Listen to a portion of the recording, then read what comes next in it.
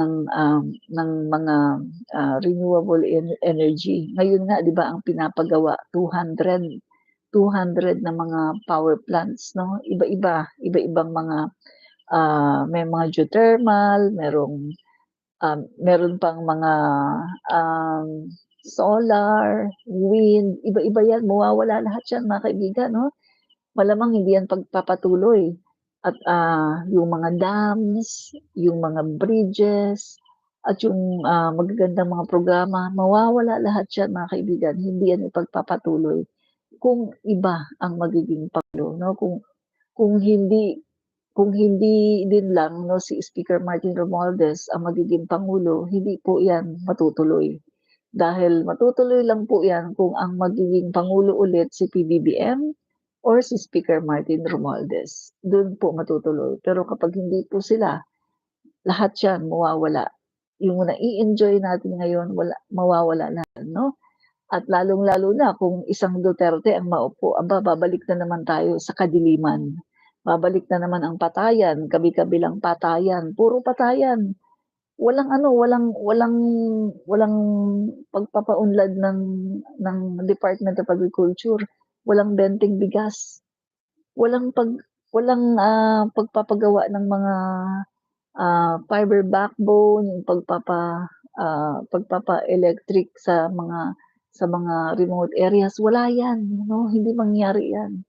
Tapos mahihinto pa yung mga pabahay, wala 'yan 'no. Kapag Duterte ang naupo, ang gagawin lang magpapatay ng tao, yun lang ang gagawin, walang iba 'no. Patay, patay, patay, patay, yan lang ang gagawin ng Duterte administration. Yan lang po, diyan lang naman talaga nag-focus ang Duterte administration sa pagpatay ng tao. Kaya nga nagkaroon ng 30,000 na mga namatay sa panahon ni Duterte dahil diyan lang talaga siya nag-focus sa pagpatay ng tao 'no. Kaya nga ngayon nasa dahig siya, 'di ba? Yan. So, isa pa guys 'no, good news pa ito 'no, para sa mga taga Davao. Yan, good news para sa mga taga Davao 'no. Yan, dali, dali,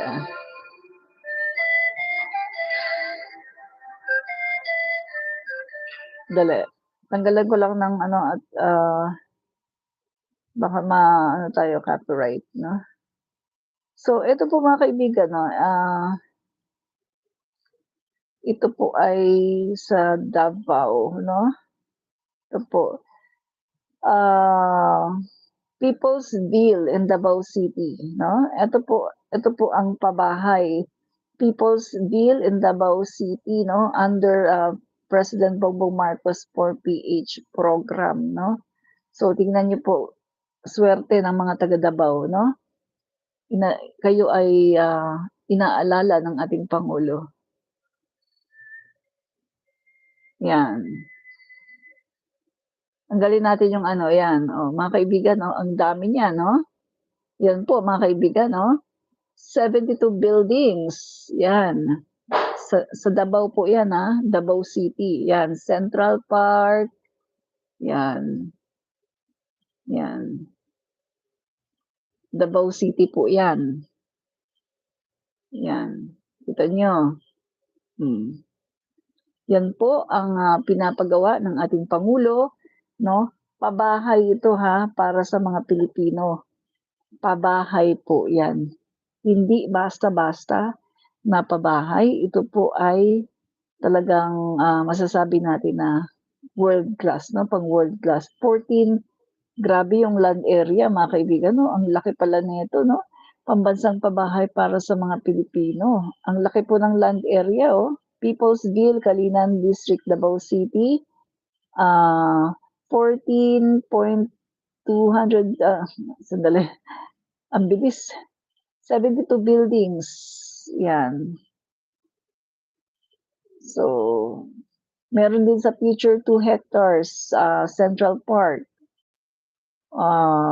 Entrance signage to People's Deal, Central Park, ito. Ang ganda mga kaibigan 'no. Ang ganda po, hindi po basta-basta itong, pinagawa ng ating pangulo 'no, sa Davao City. So 'yun po mga kaibigan 'no. napakasuwerte po talaga ng mga taga Davao dahil kahit na binalahura ang pangulo 'no ng inyong mga leader diyan 'no, ay ang pangulo po natin ay hindi po marunong maghiganti. Hindi po siya marunong magalit, hindi po siya marunong maghiganti dahil ang pangulo po natin ay may mabuting puso. Kaya naman ang mga Marcos po ay bless na bless 'no? Mapupunta na sa China 'yan madam kapag wala na si PBBM, korek ka 'no, tama ka po 'no. Ang ang titira diyan yung mga pogo 'no, mga pogo ang titira diyan, hindi yung mga tao 'no, yan. Ano 'to, Pangulong Ferdinand R. Marcos Jr. ito pa, na sa mga bukid, ang serbisyong dati ay kailangang paglaanan ng pamasahe at oras. o yan pa, Ang Mobile Soil Laboratory ay konkretong hmm, hakbang tungo sa bagong Pilipinas. Isang bansa kung saan ang serbisyo ay lumalapit, hindi pinaghihintay. Salamat sa malasakit ni PBBM, hindi na kailangan pang lumuwas ang mga magsasaka. hmm. 'Di ba? Ang dami pong good news 'no, ng ating pangulo, grabe. Ito pa, ito pa.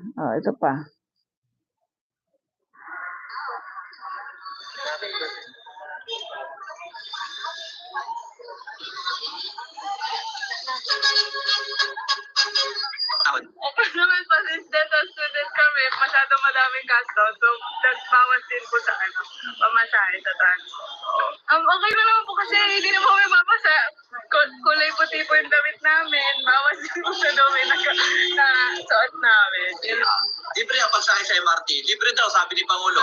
Malaking tulong po yun lalo na sa mga nagko-commute na mga estudyante katulad namin. Kasi maliban sa hassle po na umuulan po ngayon, okay rin po na nailibre.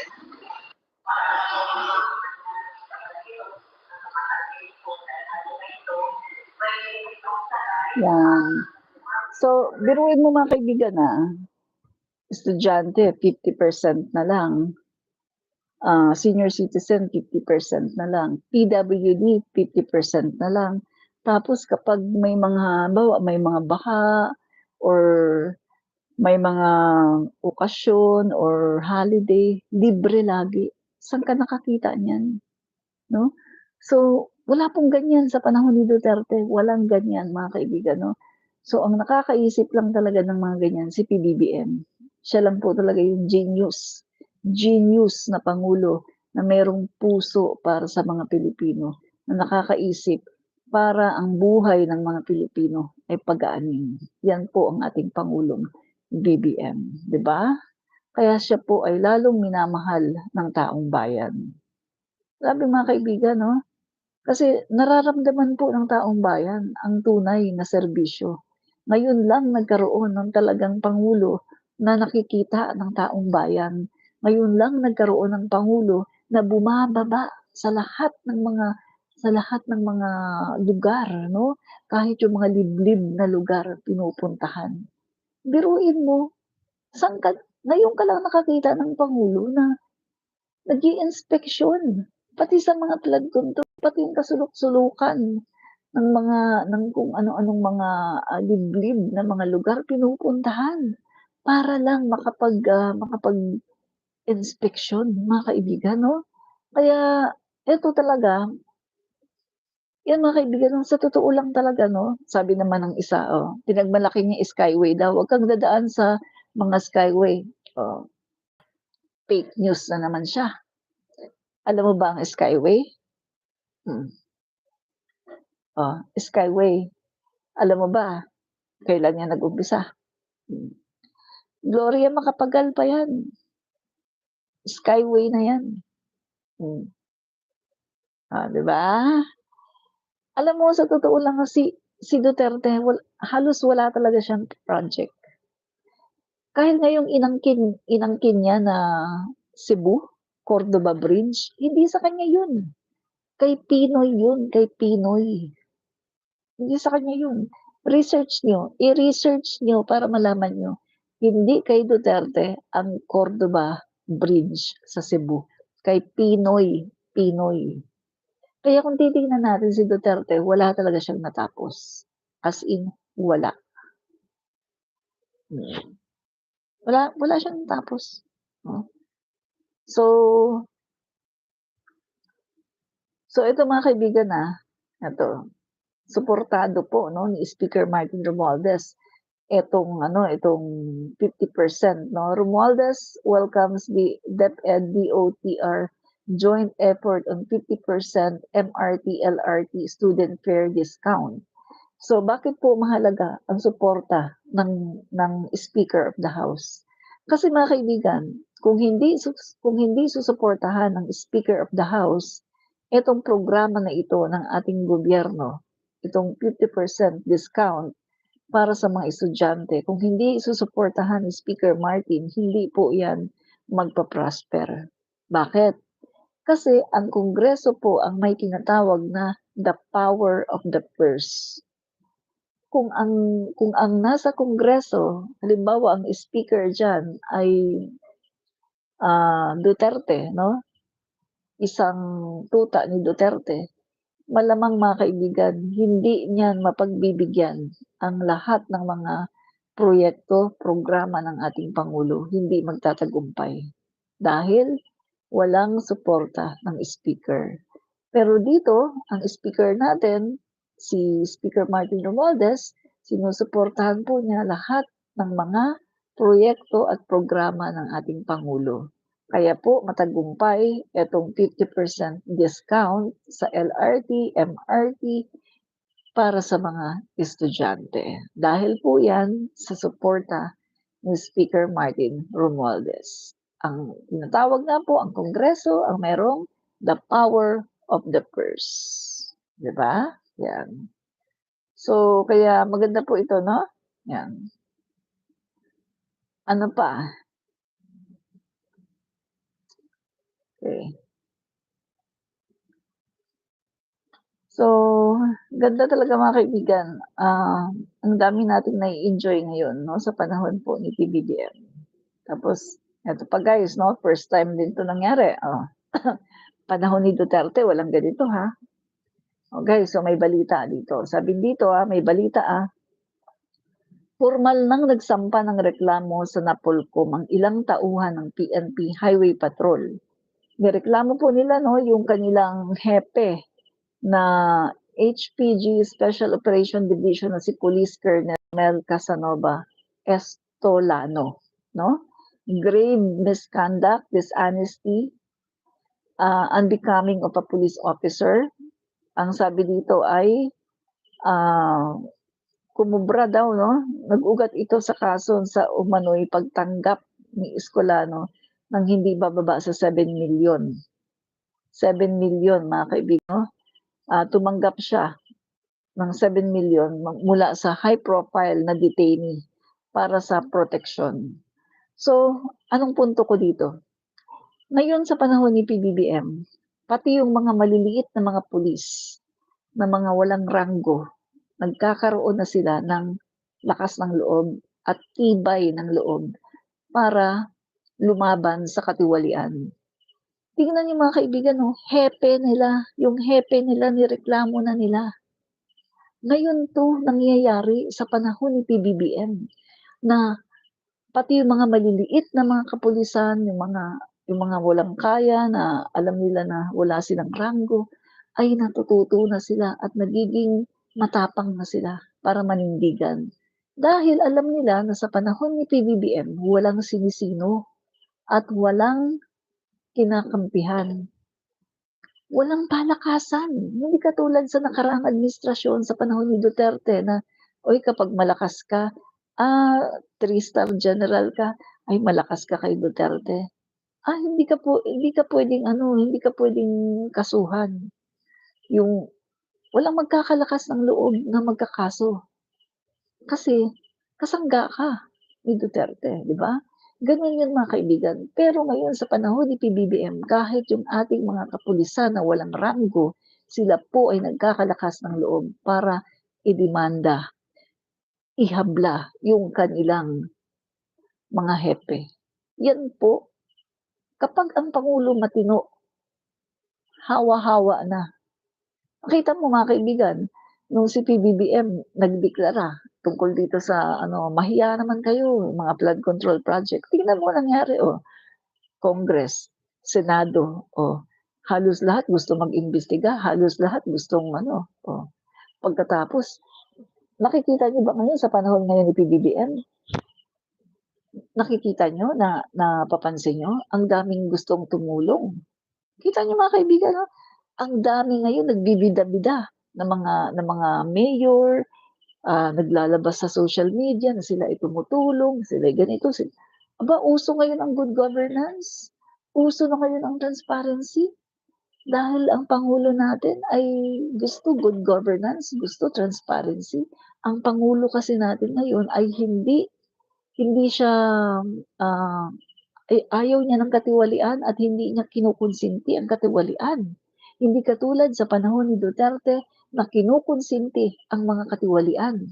In fact, si Duterte mga kaibigan ay naglabas ng memorandum na sinasabi niya na hindi puwedeng papuntahin ang kanyang mga cabinet members sa Blue Ribbon Committee ng Senado. Hindi puwedeng pilitin ang kanyang mga kabinete na ipa-attend sa Blue Ribbon Committee ng Senado dahil ayaw ni Duterte na iniimbestigahan ang kanyang mga cabinet members. Inaabsuelto ni Duterte ang kanyang mga cabinet members. Ganyan si Duterte. Kurakot. At kurakot na nga mga kaibigan, ipinagtatanggol pa niya ang kanyang mga cabinet members. Real talk yan real talk yan. Merong resibo yan. Si Duterte ay naglabas ng memorandum para ang kanyang cabinet members ay hindi makapunta sa Senado. 'Di ba? Yan yun mga kaibigan, no? Kaya ngayon sa panahon ni PBBM, halos lahat gusto maging champion. Champion sa paglaban sa katiwalian, 'di ba? Hank Eros Rayon, tama kayo ma'am. Tama kayo ma'am, kaya pag DDS infected area, layuan na agad at idadamay kayo sa kahihiyan. Correct, no? Tama ka diyan. Tumpak, no?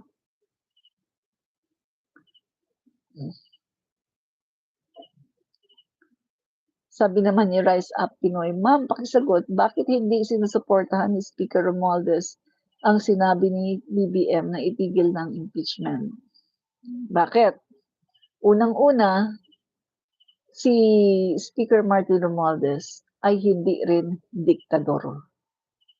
At si PBBM ay hindi rin diktador. At FYI, iko-correct lang kita, Rise Up Pinoy. Hindi sinabi ni PBBM na itigil ang impeachment. Hindi niya sinabi yan. Walang dinidikta si PBBM, never niyang sinabi. Wala kang makikita, no? Sa statement ni PBBM na siya ay nagdikta na itigil niyo na yan. At hindi rin niya sinabi niya, ay ituloy niyo yan. Ano ang sinasabi ni PBBM? Ano ang sinasabi ng palasyo? Hands off ang Pangulo dyan. Hindi trabaho ng Pangulo yan. Trabaho yan ng Kongreso at ng Senado. Hands off si PBBM. Wala siyang pakialam dyan. Yan yun. At si Speaker Martin Romualdez naman, hindi rin siya diktador para sabihan yung mga kongresista na ay wag na kayo mag-impeachment. Bakit? Ang taong bayan. Ang nag-impeach kay Sara Duterte ay ang taong bayan, hindi ang Kongreso. Tandaan mo yan, Rise Up Pinoy. Ang taong bayan ang nag-impeach kay Sara Duterte at hindi ang Kongreso. Taong bayan. Kita mo naman, lumalabas, di ba, sa mga survey, majority of the Filipinos wants trial. Gusto ng mga majority ng mga Pilipino na mag-undergo si Sara Duterte sa trial para linisin niya ang kanyang sarili kung hindi ba talaga siya magnanakaw. Kasi sa ngayon, ang tingin sa kanya ng mga Pilipino, majority of the Filipino, ang tingin sa kanya, siya ay isang magnanakaw. Kaya nga kailangan niyang linisin ang kanyang sarili para maiba ang tingin ng mga Pilipino sa kanya. Gano'n din ako. Hangga't hindi niya nalilinis ang sarili niya sa impeachment trial, isa lang ang tingin ko sa kanya, siya ay isang magnanakaw. Ninakaw niya ang confidential funds. Walang iba, yun ang tingin ko sa kanya, siya ay isang magnanakaw. Sinungaling at nag-hire ng assassin para magpatsyugi kay PBBM.